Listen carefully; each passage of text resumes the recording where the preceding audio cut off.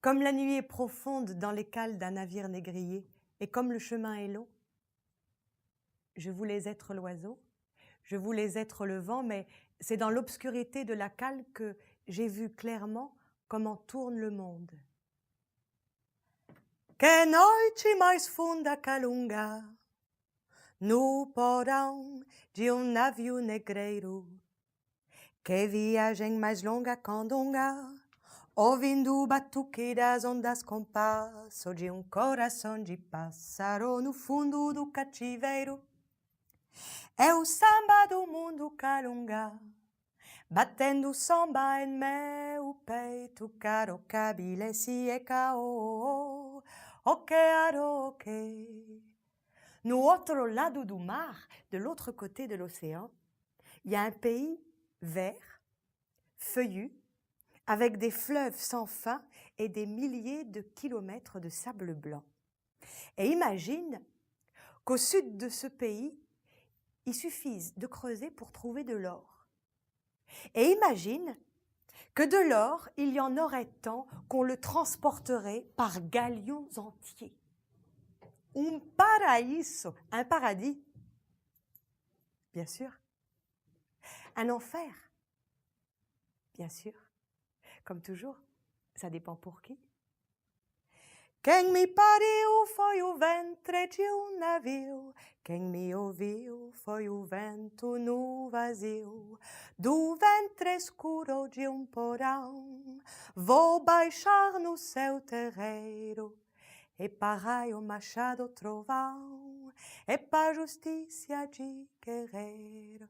Então, vou contar. Bah oui, je vais compter.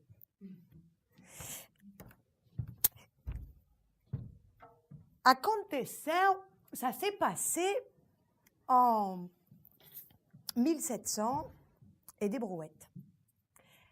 Dans ce temps-là, au sud du Brésil, on avait donc trouvé de l'or, et tellement que ça faisait la richesse du Portugal.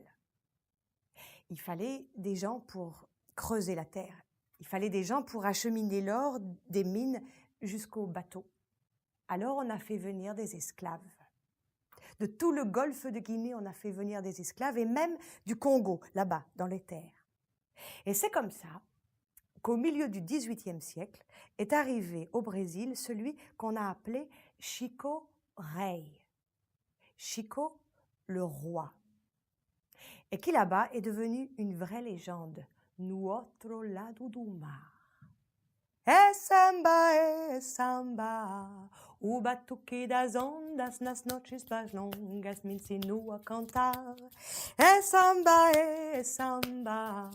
dor é o lugar mais fundo, é o umbigo do mundo, é o fundo do mar. É samba, no balanço das ondas, soquearo me ensinou a bater seu tambor. É samba, no escuro porão eu vi o clarão do giro do mundo. Que noite mais funda calunga no porão de navio negreiro. Chico Rei. Chico, le roi. En réalité, ele não se chamava Chico. Il ne s'appelait pas Chico. Pas encore. Et demais, en réalité, il n'était pas roi. Pas déjà. En réalité, il s'appelait Galanda le Jeune, était fils de Galanda le Vieux, roi de Kibango au Congo. On a raconté beaucoup de choses sur celui qui plus tard est devenu Chico Rei. Certaines appartiennent à l'histoire, d'autres à la légende et d'autres encore à la rumeur. Ce qui concerne sa naissance, par exemple, il n'y a rien de sûr. Tu veux que je te raconte quand même? Tá legal. Então vou contar. Era uma vez, il était une fois, un petit royaume paisible qui vivait de la pêche et de l'agriculture au bord du fleuve Congo, au Congo. Dans ce royaume régnait un roi qui s'appelait Galanda, Galanda le Vieux. Et Galanda le Vieux était connu essentiellement pour sa beauté et sa virilité.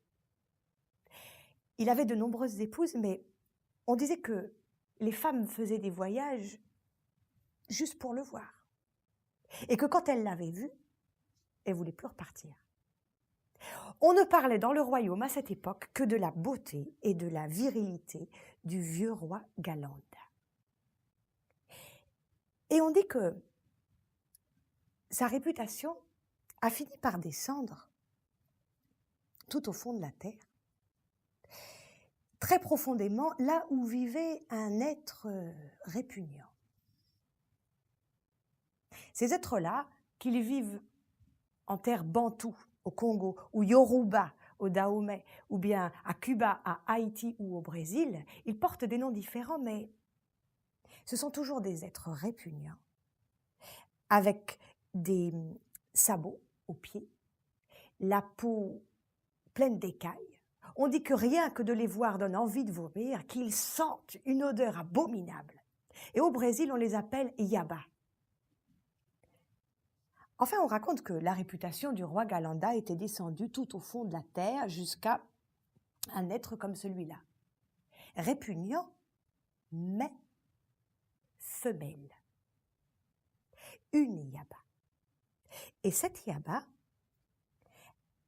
à force d'entendre parler de ce roi, avait eu envie de le connaître. Et il faut dire une chose sur les Yabas. Les Yabas peuvent se transformer en amantes ardentissimes, savantes, expertes en caresses. Mais il faut dire une deuxième chose sur les Yabas, c'est que les Yabas ne peuvent pas jouir. Et c'est ça le danger. Quand elles choisissent quelqu'un, un amant, ils courent un grave danger. Parce qu'elles en demandent tant et plus encore, jusqu'à ce que le membre de leur partenaire se réduise à une vulgaire baudruche, une dépouille de musée, inutile. Et c'est ça qu'il risquait Galanda. Pour le séduire, pour le rencontrer, la Yaba était sortie de terre et avait pris la forme de la femme la plus belle qui ait jamais marché sur les chemins bantous. Ni d'ailleurs haïtien, cubain, ni brésilien. Une noire éblouissante, une femme fabuleuse. Un parfum de rose épanoui pour dissimuler son odeur de terre. Des sandales fermées pour cacher ses pieds fourchus. Quant à sa queue, elle s'était transformée en une croupe éblouissante, indomptable, indépendante du reste du corps et qui semblait onduler comme pour son propre compte. Et c'est elle qui s'avançait vers Galanda. Galanda n'était pas seulement roi, il n'était pas seulement beau, il était sage. Et il l'attendait. Par la magie, peut-être. Par l'impatience aussi. Son bâton magique avait tellement grandi, il s'appuyait dessus comme sur une canne. Rien que par son odeur de mâle, il dépucelait les vierges des lieux à la ronde et les engrossait. Quand la Yaba est apparue, il n'y a pas eu de politesse, pas de salutation. Le bâton magique de Galanda le Vieux a volé vers elle, soulevé son jupon amidonné et s'est imposé sur le champ à la taille exacte de l'écrin. Feu pour feu, sel pour sel, piment pour piment, embrasement. Te raconter cette bataille, cet affrontement, mais ou à mort, qui le pourrait? Ils ont roulé dans la ruelle et pénétrés, ils sont descendus jusqu'au sable du fleuve. Et ils ont franchi la nuit. Les pêcheurs ont dit que le fleuve Congo les a emportés et que sous l'eau encore ils ont continué leur folle cavalcade, leur accouplement dément.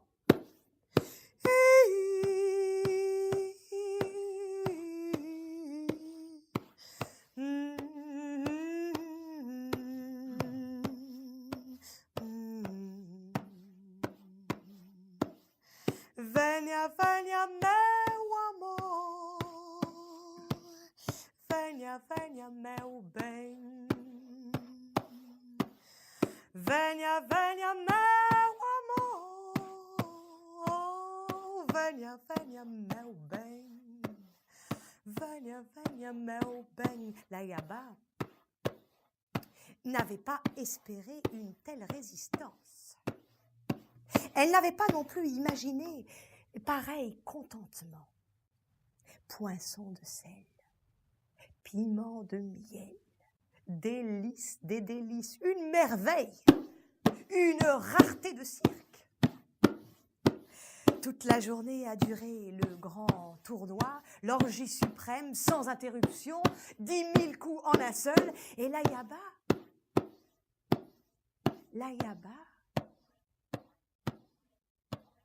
s'est ouverte comme le ciel éclate en pluie. Irrigué le désert, vaincu l'aridité, défaite la malédiction. On a vu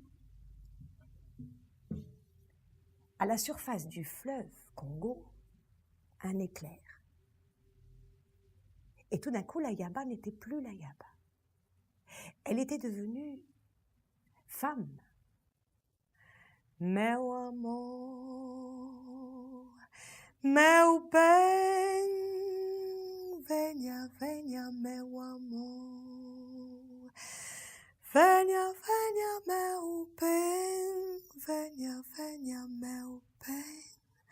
Venha, venha, meu amor. Et au matin, sur le sable, près du fleuve Congo, elle a donné naissance à un fils. Il a regardé sa mère, il a regardé le soleil et il a plongé dans le fleuve Congo. Quand il est ressorti, il portait dans sa main un galet des profondeurs. Les pieds en bas, la tête en haut, ma mère vivait sous la terre dont mon père était roi, la tête en haut, les pieds en bas. Quem sabe, qui sait? Quem sabe onde é o coração do mundo? Quem sabe, quem sabe, quem sabe? Il avait à peine posé les pieds sur la berge qu'un arc-en-ciel a coloré le fleuve pour le saluer. Quem sabe, quem sabe, quem sabe, quem sabe onde é o coração do mundo. Et tout le peuple l'attendait là. Quand ils ont vu cet arc-en-ciel, les sages ont fait une prédiction. Ils ont dit, cet enfant-là sera baptisé 3 fois et celle-là n'est que la première. Cet enfant-là sera roi à la suite de son père. Mais, en plus, on parlera de lui jusque de l'autre côté de l'océan. Il sera un lien entre la terre profonde et le ciel. Quem sabe, quem sabe, quem sabe, quem sabe onde é o coração do mundo. Et c'est comme ça que Galanda le jeune, à peine né, était respecté, craint et aimé. Quem sabe, quem sabe, quem sabe, quem sabe onde é o coração do mundo, qui sait où se trouve le cœur du monde.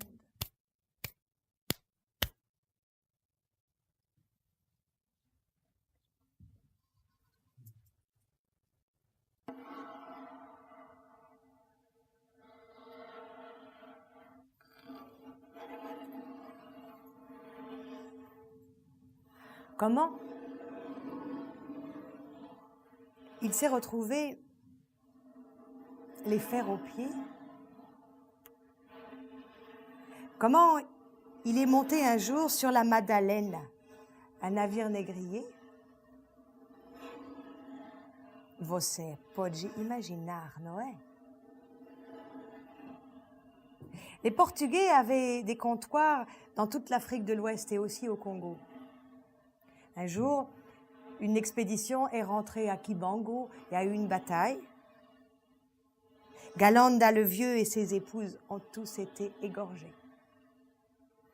Et Galanda le jeune, Diallo, sa femme, et 190 personnes du royaume ont été capturées. Ce jour-là, il est devenu roi. Roi à la suite de son père. Et ce jour-là, il est devenu esclave. Esclave et roi en même temps.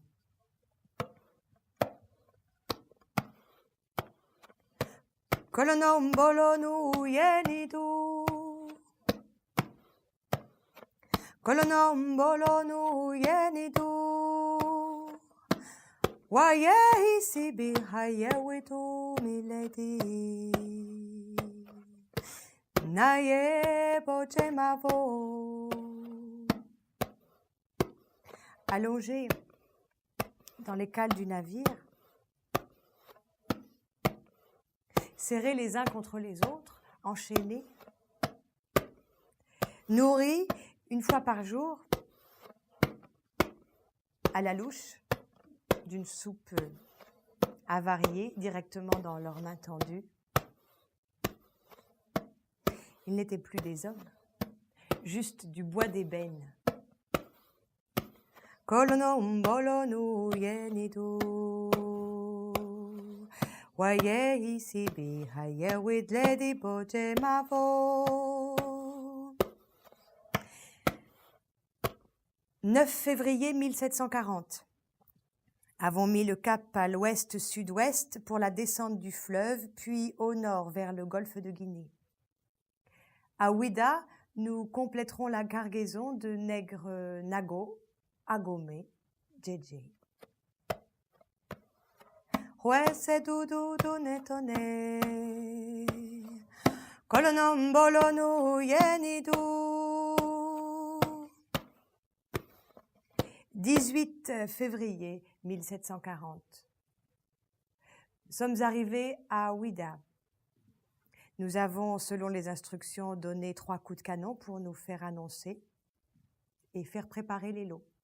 Demain, nous vous baptiserons la cargaison entière et nous mettrons cap au sud, vers le Brésil. Kolonombolonu yenidu. Ça s'est passé exactement comme ça.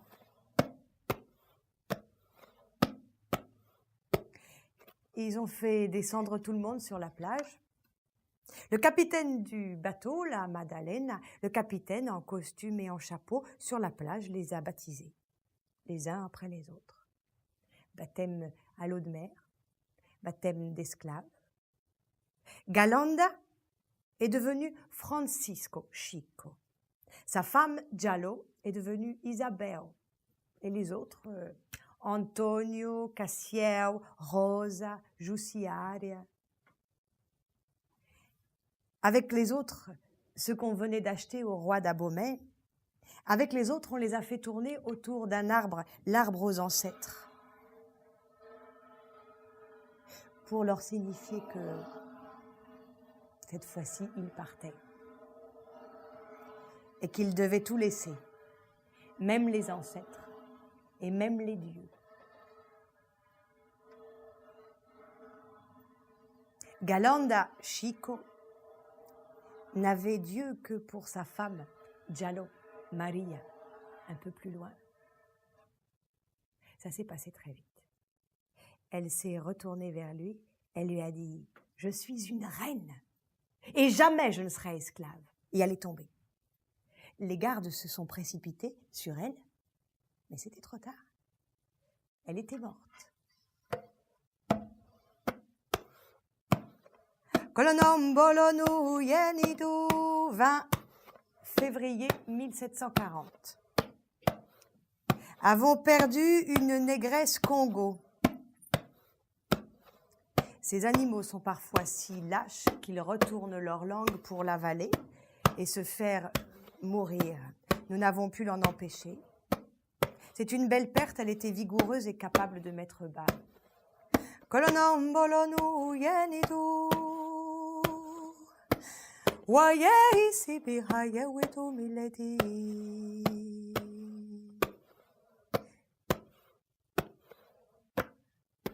Pendant les 10 premiers jours de la traversée, Galanda Chico est resté immobile, les yeux fermés. Il ne mangeait pas. Tinha vergogna, il avait honte. Il était un roi sans couronne et aussi sans courage. Sa femme Giallo, sa femme, elle, avait eu le courage de mourir là-bas, sur la plage, en Afrique, et déjà son esprit rejoignait sans doute ceux de leurs ancêtres. Mais lui, il était sans couronne et sans courage. Nem o coragem de morrer, même pas le courage de mourir. Tinha vergogna, et un roi qui a honte, et plus à peine un roi. Pendant 10 jours, il est resté sans manger, les yeux fermés et sans bouger.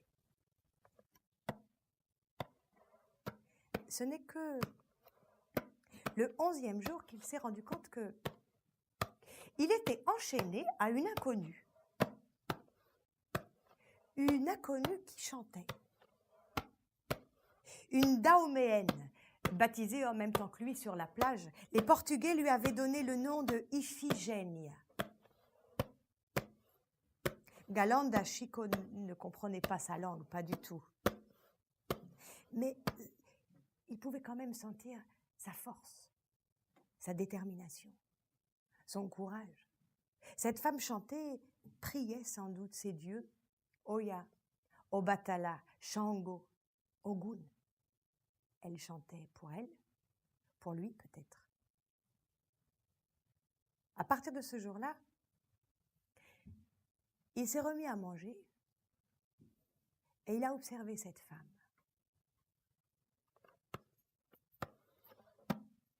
Le 20e jour, il est sorti de son mutisme. Il fallait vivre. Le courage, c'était pas de mourir, c'était de vivre. Et puisque les dieux partaient avec eux, et puisque les dieux étaient d'accord, eux, pour replanter leurs racines là-bas, de l'autre côté de l'océan, qui était-il, lui? À peine roi pour refuser de le faire? Le 20e jour, il est sorti de son mutisme et son message s'est répandu dans toute la cale. Il a dit « Je suis Galanda le jeune, fils du vieux roi Galanda, roi de Kibango au Congo. Je suis le fils d'un roi et d'un être des profondeurs. L'arc-en-ciel a salué ma naissance et j'ai été baptisé par le fleuve Congo. Je suis celui qui a choisi de vivre. Et je le jure, de l'autre côté de l'océan, nous allons replanter nos racines. De l'autre côté de l'océan, nous serons libres, libres et vivants. Kolonambolonu yenitu Waye isibihaye wetu mileti Naye pote mavo Kolonambolonu yenitu Waye isibihaye wetu pote mavo Wese tu netone 9 avril 1740. Sommes arrivés à Rio de Janeiro. Le major Augusto, un grand propriétaire de mines de Villa-Rica, me fait savoir qu'il m'achètera un lot important de la cargaison si elle est bonne. Nous ferons sortir les esclaves sur le pont cet après-midi, afin qu'il puisse en juger par lui-même.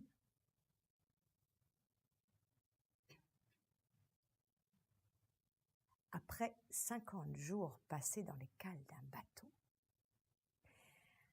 respirer le vent est une pure bénédiction. Ils étaient tous alignés sur le bateau et la pluie tombait, une pluie battante. Mais ils étaient tous alignés, bien droits, sur le pont. Le major Augusto est monté à bord. Lui, il choisissait toujours lui-même ses esclaves. Il est monté à bord et il les a regardés, examinés un par un. Et puis, il a dit qu'il achetait la cargaison entière. 250 esclaves. Il est remonté dans sa chaloupe. On a apprêté 7 chaloupes en tout. Et dans la baie de Rio, 7 chaloupes remplies d'esclaves avec des gardiens aux fouets sifflants ont été apprêtées. Sur l'une d'elles, il y avait Galanda Chico. Il essayait de rassurer les siens. Et comme au son de sa voix, les autres se calmaient, un des gardiens a dit « Quoi est o nome deste negrão? C'est quoi le nom de ce grand nègre là-bas? Chico ?» Les autres lui obéissent comme s'il était leur roi. Un roi. On va l'appeler Rei. Rei dos escravos, roi des esclaves. Chico Rei. Et pendant qu'il disait ça, sous la pluie battante, le soleil est sorti de derrière un nuage et un magnifique arc-en-ciel a coloré la baie de Rio.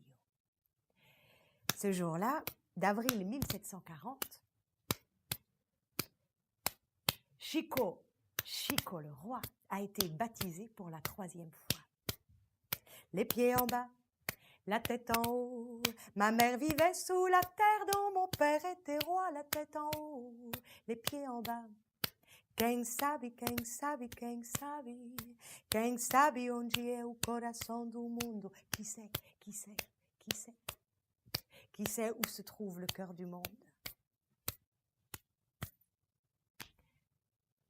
Après 50 jours de navire, 50 jours de mer, il restait encore 750 kilomètres de marche à pied. Et ils l'ont fait.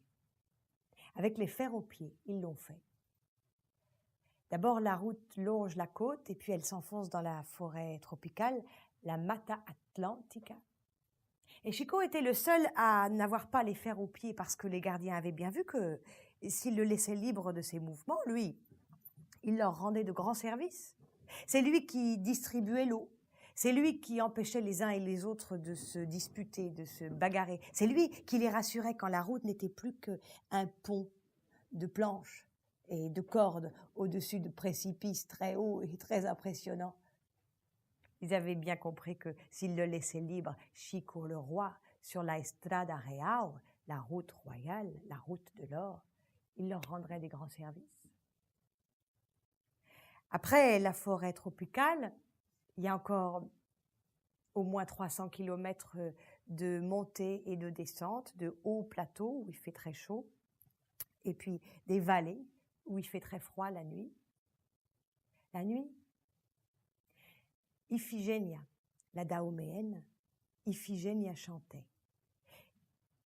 Et qu'il soit bantou, qu'il soit yoruba, nago, djedje, tous étaient rassurés par le chant de cette femme. Et Chico, particulièrement, se réchauffait au chant de la Daoméenne. Kolonam bolonu yenitu, waye isibi hayewetu mileti, naye bojemavo. 50 jours et 50 nuits, ils ont marché. Au sortir d'une forêt d'épineux, enfin, ils ont débouché sur Villa-Rica. Villa-Rica, la ville riche. Riche, neuve et vivante. Comme il y avait de l'or, il y avait aussi un monde fou, des marchands, des voleurs qui allaient avec, des dames avec des éventails et des grandes robes, des politiciens, des poètes. Et puis on construisait des églises avec des dômes dorés, on construisait des petites maisons blanches avec des balcons en fer forgé, des rues pavées, des fontaines, des jardins. Villa-Rica était une ville extrêmement vivante. Et Chico n'en croyait pas ses yeux. Le cortège a traversé la ville par la route principale, toute droite, pour sortir de l'autre côté à la mine. Encardideira, la mine du major Augusto. Le major les attendait là. Il faisait presque nuit. Il a dit, les plus petits descendront tout au fond. Eux, ils creuseront. Les plus forts rempliront les chariots et les pousseront jusqu'à la sortie, jusqu'à la surface. Là-haut, les plus habiles réduiront les blocs de pierre, dégageront l'or. Et dans l'eau, les plus soigneux le laveront et le tamiseront. Tous les soirs, vous serez fouillés. Et attention, celui qui volerait l'or, pour lui, ce serait la mort. Et comme il faisait presque nuit, on les a emmenés à la maison des esclaves, la Senzala, la maison commune. Ça y est, ils y étaient. C'était là qu'ils allaient planter leurs racines, eux et leur Dieu. Les pieds en bas, la tête en haut, les racines au soleil et les fleurs au soleil, les pieds en haut, la tête en bas. Quem sabe, quem sabe, quem sabe, quem sabe onde é o coração do mundo. Une mine, comme un Encardideira, c'est rien. C'est rien, c'est un trou de 1000 mètres de profondeur, des galeries sur 5 étages qui passent sous la ville, même pas des têtes de bois, c'est rien, juste un trou pour chercher de l'or et pour trouver la mort. Ça faisait à peine 3 mois qu'ils étaient là, ceux qu'on appelait déjà o povo de Chico Rei, le peuple de Chico Rei. Ça faisait à peine 3 mois qu'ils étaient là, qu'un jour, le 4e niveau de la mine s'est écroulé. Il a fallu 8 jours. 8 jours pour arriver à dégager les corps. 90 personnes, hommes, femmes, enfants, sous la terre. Chico était chargé de surveiller ce que les Blancs appelaient son peuple. En fait, son peuple, c'était tous les esclaves qui travaillaient dans cette mine-là, la mine du major Augusto. Et son peuple, c'était des gens qui venaient de coins de l'Afrique extrêmement différents, qui parlaient des langues différentes. Alors Chico apprenait les langues, passait d'un groupe à l'autre, il consolait, il rassurait et il disait « Prenez patience, je cherche et je trouverai. Je trouverai un moyen pour que nous soyons libres. Un jour, sans verser une goutte de sang, nous serons libres, libres et vivants. » Le soir, dans la Senzala, dans la maison commune, Ifigenia guérissait les blessures. Et Chico répétait « Prenez patience. Je trouverai, je vais chercher et je trouverai un moyen. Un jour, nous serons libres, libres et vivants. »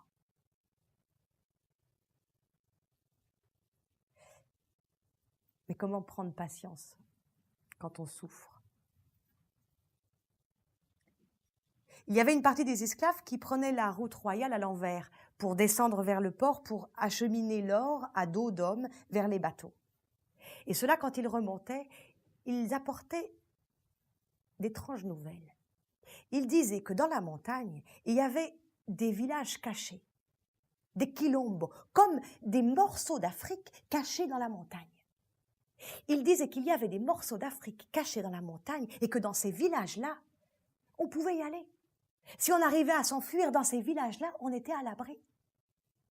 Et Chico disait, non, si nous fuyons, nous serons traqués comme des animaux.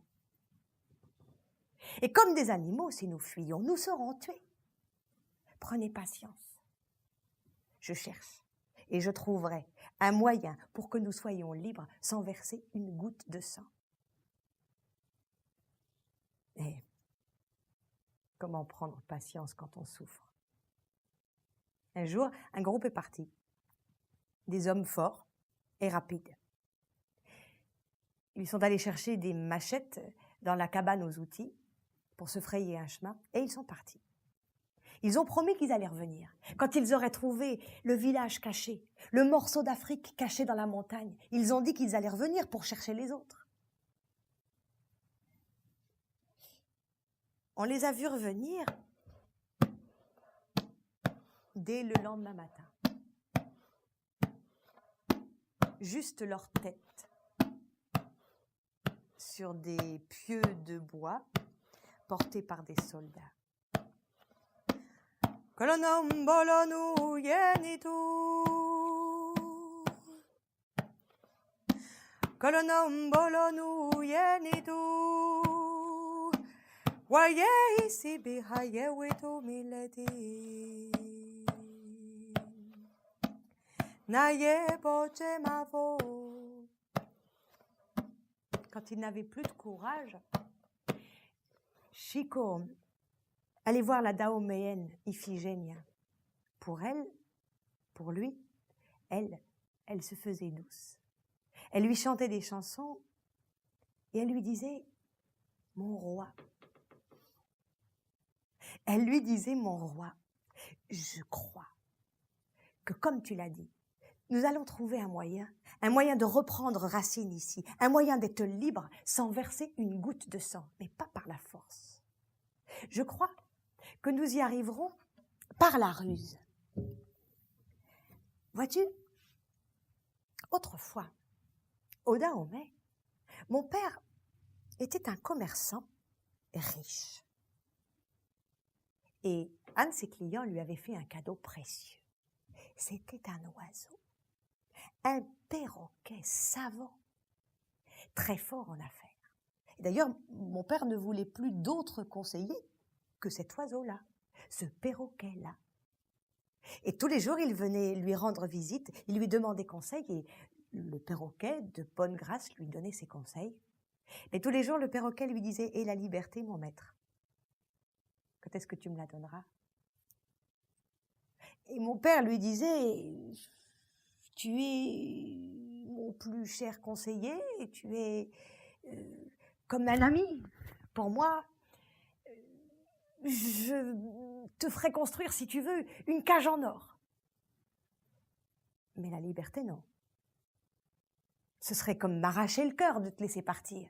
Tu es mon plus cher ami. »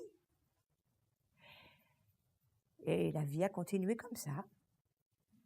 Un jour, mon père a dû aller dans le royaume voisin pour faire des affaires. Il est passé dans toute la maison, à toutes les épouses et à tous les enfants. Il a demandé ce qu'ils voulaient comme cadeau, ce qu'ils voulaient qu'il leur rapporte. Et puis, il est allé voir le perroquet. Et à lui aussi, il a demandé ce qu'il voulait. Ce que je veux, c'est bien. Mais si tu ne veux pas me donner la liberté, je ne sais pas. En rentrant, tu traverseras sans doute une forêt. Si tu vois des cousins à moi, passe-leur mon bonjour. Dis-leur comment je vis et dis-moi s'ils te donnent un message pour moi. Mon père est parti faire des affaires dans le royaume voisin. Quand il est rentré dans la forêt, il a repensé à la promesse qu'il avait faite. Et des perroquets, il y en avait plein. Alors, il s'est installé là, debout, et il a dit « J'ai un message d'un perroquet de la ville, un perroquet à moi. Très beau et très doué en affaires. C'est mon plus cher conseiller. Pour lui, j'ai fait faire une cage en or. Il vous passe son bonjour. Est-ce que vous avez un message pour lui? Et à ce moment-là, tous les perroquets sont tombés raides morts. Mon père est rentré à la maison. Il a offert les cadeaux à toutes ses épouses, à tous les enfants, et il a bien fallu qu'il aille voir son perroquet. Il était très gêné. Alors, tu as vu les cousins à moi? Oui, je les ai vus, oui. Et tu leur as parlé? Oui, je leur ai parlé, oui. Et ils t'ont dit quelque chose? Ben, ils sont morts. Ils sont quoi? Ils sont tombés raides morts. Et à ce moment-là, le perroquet de mon père est tombé mort, lui aussi. Et mon père l'a pleuré. L'a pleuré. C'était son perroquet chéri. C'était comme un ami proche. Il l'a pleuré et puis il a bien fallu se résoudre. Il a pris le perroquet, une dernière prière pour son âme et puis il l'a jeté par la fenêtre. À peine il l'avait lancé par la fenêtre que le perroquet s'est envolé et a dit « Ah, merci !» Par la parole, je ne savais pas te convaincre de me rendre la liberté. Par la force, bien sûr, je n'aurais pas pu partir. Mais par la ruse, oui. Je te remercie, mon maître. Et que cette dernière leçon de celui que tu considérais comme ton conseiller le plus cher te soit profitable. Et le perroquet est parti. Je crois, mon roi, que nous trouverons une solution.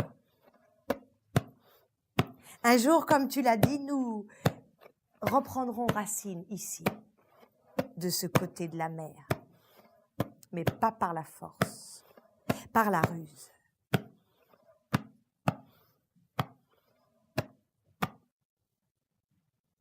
Ce jour-là, Chico, en sortant de la mine, a failli écrabouiller une bestiole. Uma praga, on dit au Brésil, une sale bête, comme il y en a beaucoup. Il a failli l'écrabouiller, mais ça brillait.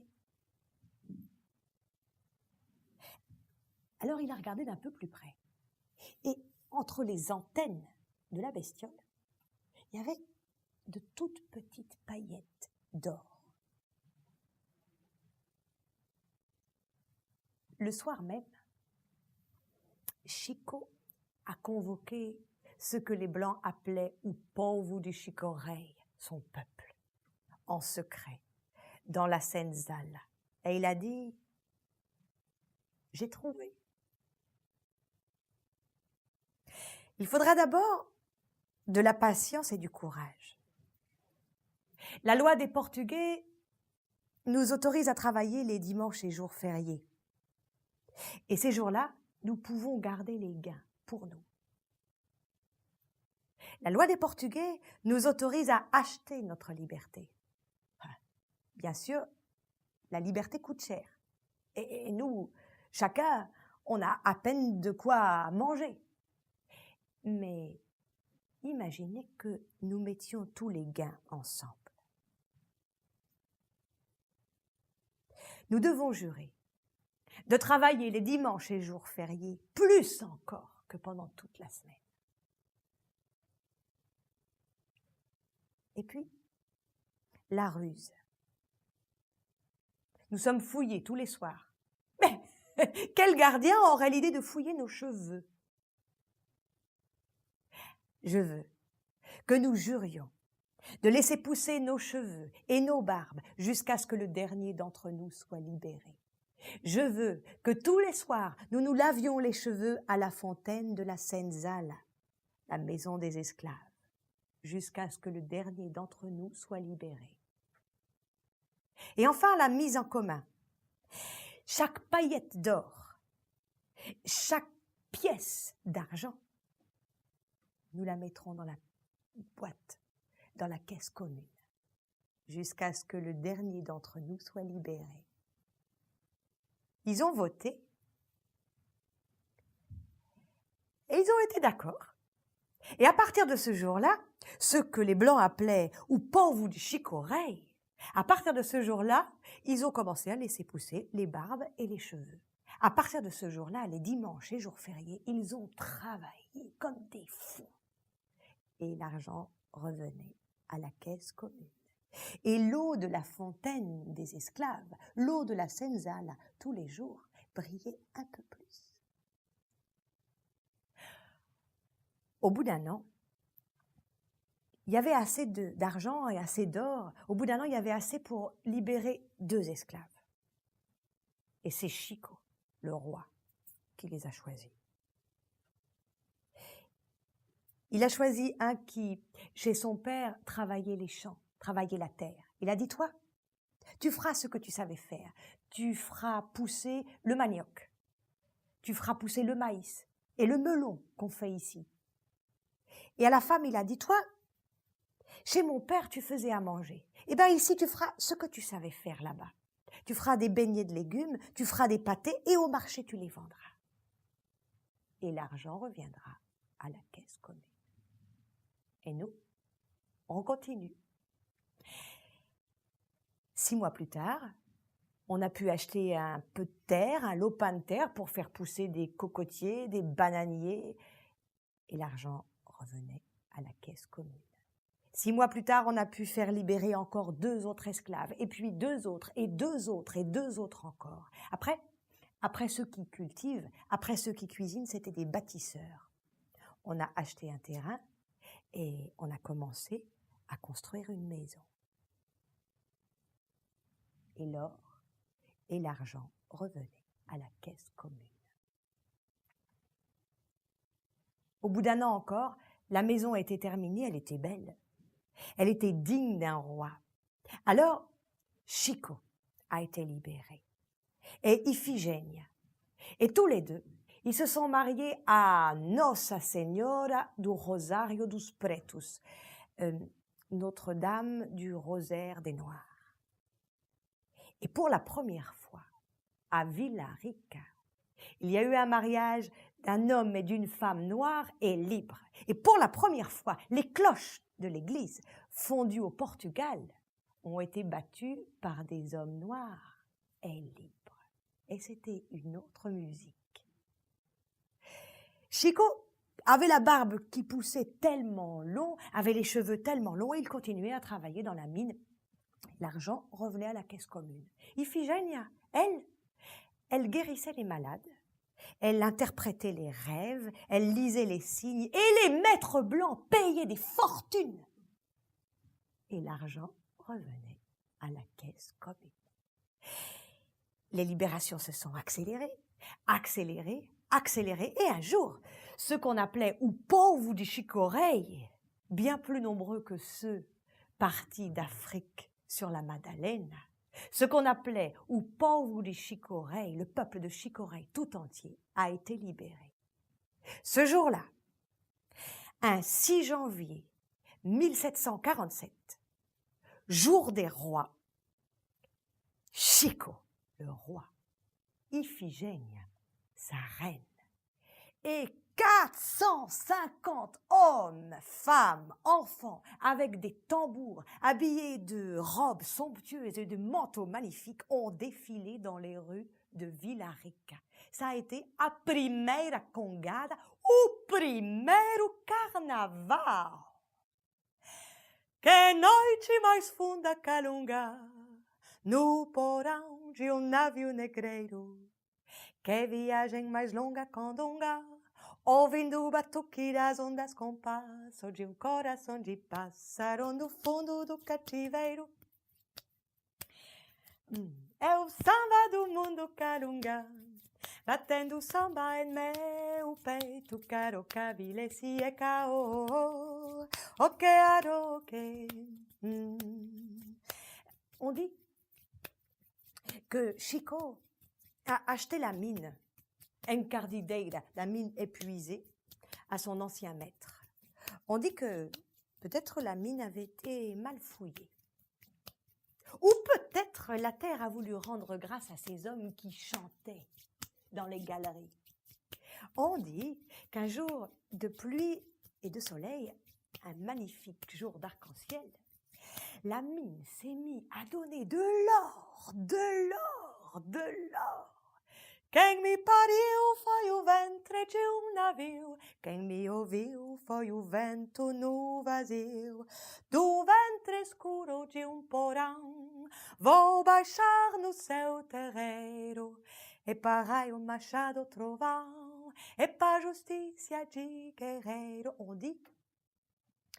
On dit que Chico a fait construire une église sur une colline qu'il a appelée Santa Ifigenia, du nom d'Iphigénie, la dahoméenne, la courageuse, celle qui avait choisi de vivre et de faire de sa vie une victoire. E samba, o batuque das ondas soquearam, me ensinou a cantar. E samba, no escuro porão eu vi o clarão do giro do mundo. On dit qu'ils ont construit une école para aprender a ler, pour que tous et toutes y apprennent à lire. Vou aprender a ler para ensinar meus camaradas. Vou aprender a ler para ensinar meus camaradas. Aprender à lire. On dit que Villa-Rica a changé de nom. Elle s'appelle Ouro Preto, or noir. Et on dit que les graines que ces noirs-là ont plantées un jour ont mûri dans l'obscurité de la terre. Et que 100 ans plus tard est sortie une première fleur, une fleur de liberté. Et c'est d'Ouro Preto qu'est partie l'indépendance du Brésil. Vou aprender a ler para ensinar meus camaradas. Aprender à ler. On dit que ce n'est pas fini. On dit qu'au Brésil, comme dans beaucoup d'endroits, plus on est noir et plus on est pauvre. Plus on est noir, plus on est méprisé. Mais ce n'est pas fini. D'autres graines doivent germer. D'autres fleurs de liberté peuvent pousser pourvu que on les arrose et qu'on jardine un peu. Que noite mais funda calunga. Comme la nuit était profonde. No porão de navio negreiro, dans les cales d'un navire négrier. Que viagem mais longa candonga, ouvindo o batuque das ondas com passo de coração de pássaro no fundo do cativeiro.